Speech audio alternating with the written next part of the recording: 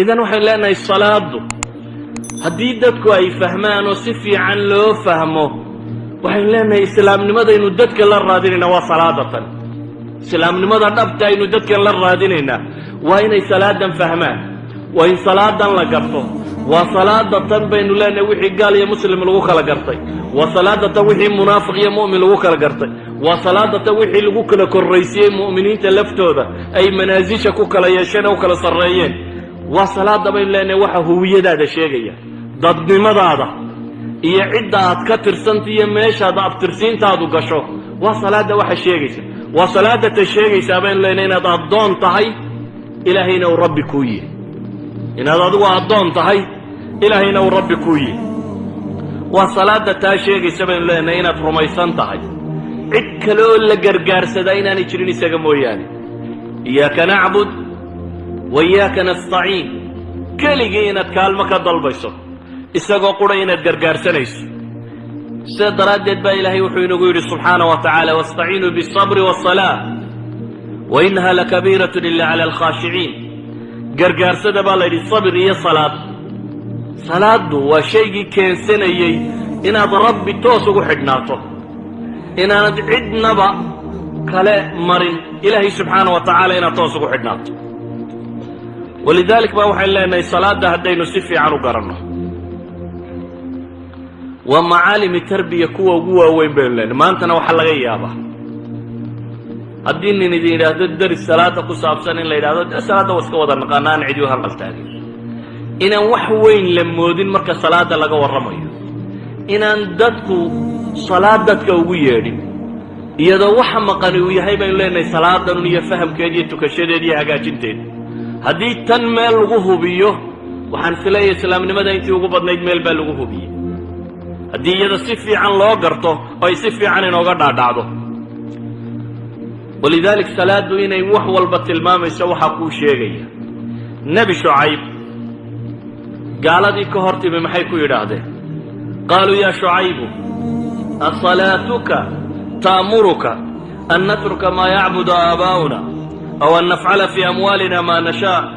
innaka la anta alxaliimu arashiid waxay yidhaahdeen nebi shucaybow ma salaadaada ayaa ku faraysa bay yidhaahdeen inaannu ka tagno wixii aabbayaashaya caabudayeen hayo salaaddaa dadka faraysa iyaaka nacbud baaba la leeyahay salaaddaa faraysa in alloo qura laga dambeeyo salaaddaa faraysa inaan dhaqaalaha sidii la doono loogu takrifalin masale iqtisaadiyay ka warramayaan markaasay leeyihin ma salaaddaa ku faraysaa nacam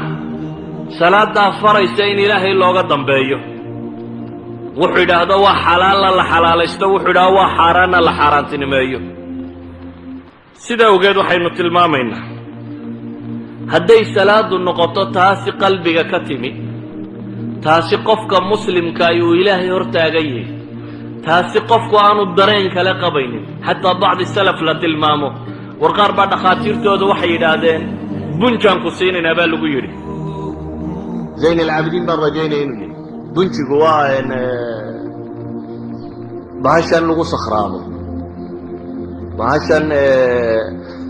morfiinta kan dhirta laga soo guro geedkan yaree midhihiisa markay dhiidhiijiyaan ka mida mukhadaraadka la cabo mukhadaraadkaasi waxaa kaloo loo isticmaalaa in dadka lagu suuxiyo marka la qalayo dabeetana nabar baa la yidhi baa addinka kaga yaalay nin dhakhtara baa wuxuu yidhi waxaad u baahan tahay qalitaan baan rabnaa inaan kuu samayno si qalitaanka loogu sameeyo baa la yidhi bunjaa lagu siinaya oo bunjigu caqliga ma dooriyaa buu ku yidhi markaasaa la yidhi haa markaasuu yidhi cabbi maaya iga daayo salaad baan gelayaa markaan ilaahay is hortaago fafcal maa badaa lak wixii adiga kuu muuqda markaa yee salaad buu galay markaasaa la qalay dabeetana adin laga qalay waxaa laga yaabaa inaad hariibsato insaanka maskaxdiisa waxay soo daysaa ama jidhkiisa wuxuu soo daayo hormoonno tiro badan oo marar badan xanuunno badan ilowsiin karaa laakiin xadiidkii dee abi daawuud kaba ku yaallay ku noqday saxiixa xadiidkii labadii saxaabiye ilaalinayey waxay ilaalinayeen ciidankii muslimiinta ciidan muslimiina oo ka soo noqday gaalo meel la ysku galay soo noqday ayaa nin gaali soo dabagalay oo ku ballan qaaday inaanu noqonin inuu muslimiintaa waxyeele mooyaane dabeetana laba saxaabi baa la yidhi gaadhka qabta labadii saxaabi oo gaadhkii haya oo saxaabadii kale iska seexdeen ayaa labadii nin mid yidhi war waa yaro jiifsanayaaye kici dabeetana labadii nin ee gaadhkaabaa mid yaro jiifsaday kii kalena salaad buu iska galay salaadda isagoo ku jiru kii arkay inuu kaasi salaad ku jiro dabeetana gamuun buu ku dhuftay xabadii koowaad baa mudday uma dhaqaajina salaaddiisii buu iska waday kii labaad buu ku dhuftay uma dhaqaajina salaaddiisii buu iska waday kii saddexaad buu ku dhuftay saddex gamuun markay ku dhacday ayaa xilligii rukuucda la soo gaadho wuu rukuucay dhiiggii isaga ka qulqulay ayaa camaar ibnu yaasir kani waa cabaad ibnu bashir camaar ibnu yaasir oo jiife toosiyey dabeetana ninkiina markuu foorarsaday kii jiifayna uu sasanqadhay buu ninkii gaaleed iska cararay camaar baa markuu indhaa kala qaaday wuxuu arkay saxaabigii oo dee dhiig ka da'ayo waar maxaad ii kicin weyday buu yidhi inta waxaanoo dhami kugu dhacayeen wuxuu yidhi waxaan necbaystay inaan qur-aan baan akhrinayo kala gooyo salaad buu ku jiray imaam albayhaqi wuxuu soo naqlinaya inay kahaf ahayd suuraddu akhrinayo waxaan necbaystay buu leeyahan yacni salaaddu mansiladaasay ka ahayd ay nolosha ka jecel yihin nolosha dhammaanteedba uu ka jecel yahay saacadduu ilaahay hortaagayay subxaanahu wa tacaala saa daraaddeed bay noloshiisa raad ku lahayd sidaa awgeed baa salaaddu marka ay noqoto tu mansiladii loo baahnaa gaadhay ilaahay qur-aanka muxuu ku leeyahay ina asalaata tanhaa can alfaxshaa'i waalmunkar salaaddu baa la yidhi waxay reebtaa alfaxshaa waalmunkar xumahay dadka ka reebtaa waa markay mansiladan yeelato waa markay dhadhankan yeelato waa markuu qofku garto inuu rabu samaawaati waalardi hortaagaye waa markuu qofku garto inuu ilaahay maalin kasta la xidhiidhayo waa markuu qofku garto inuu ilaahay yahay cidduu hortaagayo uu baryayo cidda uu ku leeyahay iyaaka nacbudu wa iyaaka nastaciin waa markuu qofku garto inuu isdhiibay oo wax uu ilaashado dambe aanay u hadhin ee salaada ay tahay waxa uu ilaalinaya salaada ay tahay waxa uu ilaalinaya walidaalika ayuha alaxiba waxaynu leenahay salaadaas haddii sidii islaamku uu jideeyey loola yimaado oo kitaabkiiyo sunnaa la waafajiyo oo aan shakliga iyo hay-adda sare laga waafajine dhammaanteed la waafajiyo madaahirteeda aan la ilaalin oo kudhe madaahirteedana la ilaaliyo muuqaalkeeda sare rukuucdeeda iyo sujuuddeeda iyo qaabkeeda iyo hay-adeeda oo dhan la ilaaliyo isla markaa la ilaaliyo macaanideeda iyo waxaan lagu hadlayo iyo ilaahay in la hortaagayo subxaana wa tacaala la garto iyadaa ah baynu leenahay waxaynu u baahan oo dhan tayna baraysa iyadaa quwa akhlaaqiya waxaa toosinaya dhaqankeenna iyo akhlaaqdeenna iyadaa ah baynu leenahay waxa ina baraya walaalnimada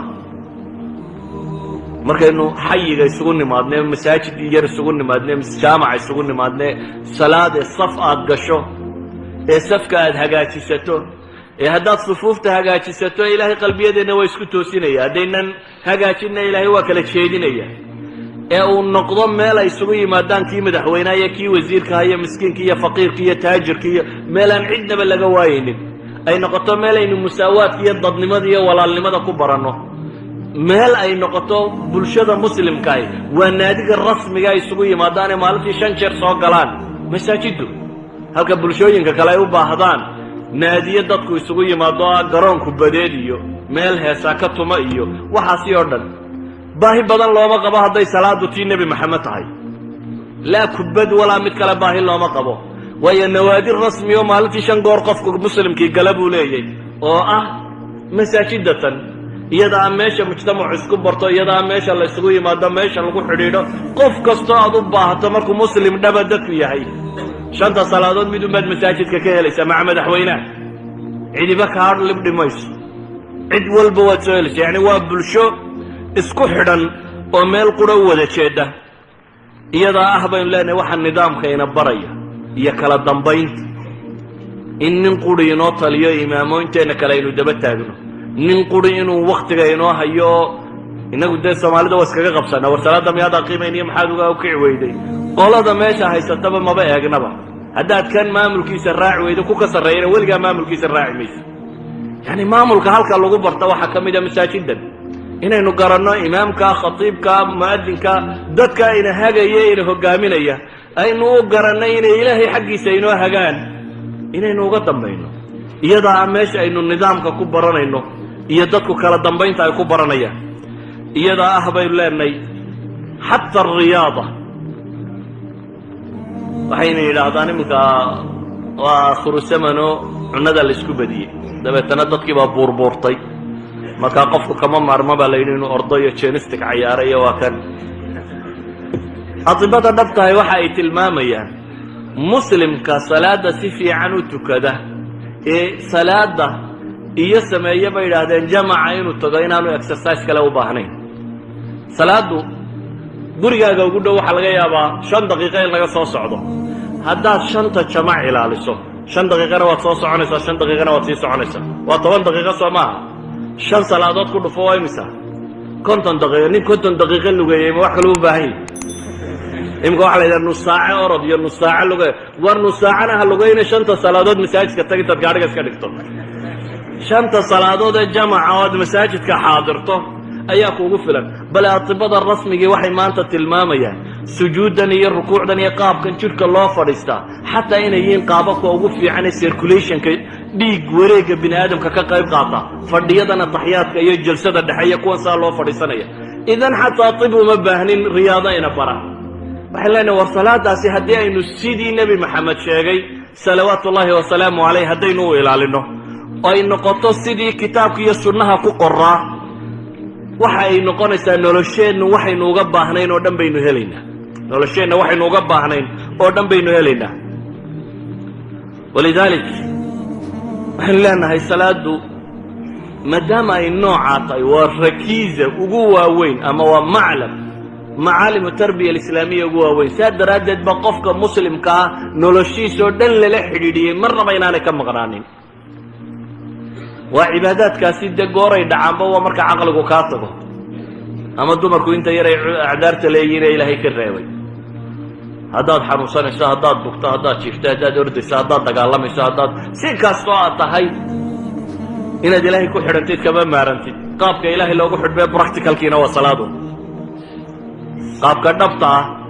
ee loo wardiyo ee loo qur-aan akhriyo ee loo qofka muslimka ee salaadaha si fiican u tukada adkaar intii ugu badnaydna wuu akhriyi karaa intii ugu badnayd ee qur-aana wuu akhriyi karaa waayo nebi moxamed salawaatu ullaahi wasalaamu calayh xataa qur-aanka si uu akhriyi jiray dee waata laynoo tilmaamayo sunankiisa intuu salaad sunna a galay inuu baqro dhameeyey oo alicimraan dhameeyey oo nisaa dhameeyey oo qur-aankaba dee in badan hal ragca uu ku tukaday idan waxay ahayd qaab ay u wardiyaan innaga salaadda waxaa laynaga baray inta ugu yar waxaynu haysanaa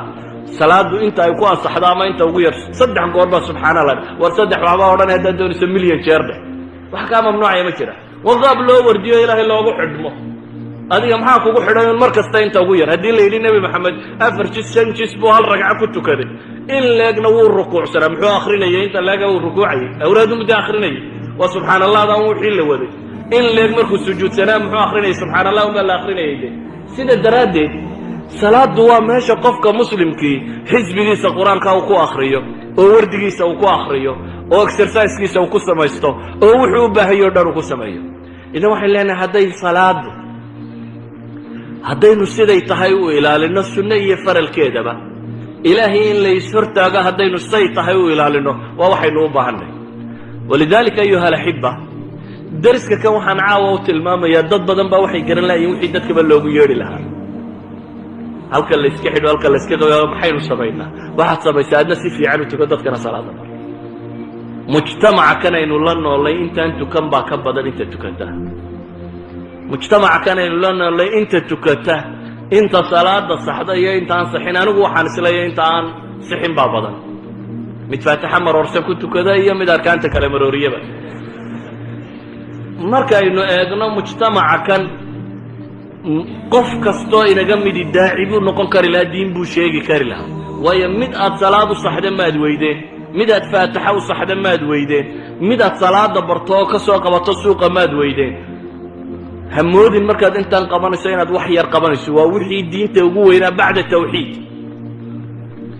gaal aad islaamnimo ku soo dartay wixii ku xigay dee waa salaada qof barto idan tii baa dayacantay markaase waxaynu raadinaynaa qadaayaad kaloo siyaasiya iyo shirka maa laga qayb galo iyo halkan maa laga qayb galo war dadkan masaajidda ku ururintaad waxa kale iska dayso bale midharhka iskaga ururinaya masaajiddaasi in kaleba uu garan waaye ayaa la yidhahaa waa tabliiq kuwan iyo wax badan ma yaqaanin salaadun bay sheegaan dhaafin maayaan dadka salaadka oo adigu haddaad salaaddiiba ugu yeedhi weyday maxaad sheegaysaa yani waxa la sheegaye ugu weyni waxay ahayd bacda tawxiid in dadkan salaad la baro bacda tawxiid in dadka kan salaad la baro walidalika ayuha alaxiba waxay leenahay salaadda waa waxa mujtamac muslima sameeya salaadda waa waxa qof fardi muslima sameeya salaadda waa waxa bii'a islaamiya samaysa salaaddu waa waxa dawlad islaamiya samaysa salaaddu waa dhaqanka iyo camalka laga rabo dawladda islaamiga inay qabato waxaynu dawlad islaamiya u raadinaynaa waa inay dadka salaada barto aladiina in makannaahum fi lard aqaamu salaa ilahay wuxuu ina leeyahy waa kuwa haddaanu dhulka makansiinno salaada ooga idan salaaddii waynugu dayacan tahay ragoo u agteena iyo dumarowba inana aan hagaajinno tii nebi maxamed ka dhigno salawaatu ullahi wasalaamu calayh dadkana aan si dhabo salaada ugu yeedhno wallahu aclam wabillahi towfiiq weliba aan kelmad kalena idin raaciyo kelmadda aan rabo inaan idin tilmaamaa waxa weeyaan magaalada hargeysa waxaan arkayaa salaada iyo aadaankeedu in meelo badan ama muran badani uu ku jiro